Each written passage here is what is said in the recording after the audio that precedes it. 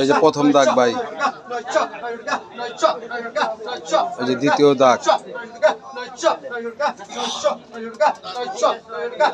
পানির মতো দাম। এই তৃতীয় দাগ, এই যে গুড়া মাছ 4 নম্বর দাগ, বাইলার গুড়া।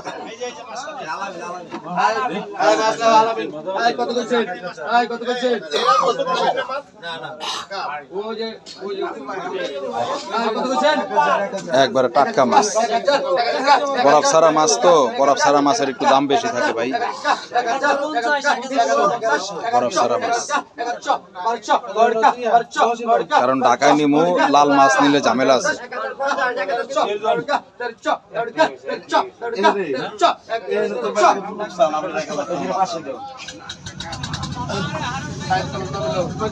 কত নিল এটা? এটা কি বাটা না টাইট কানি?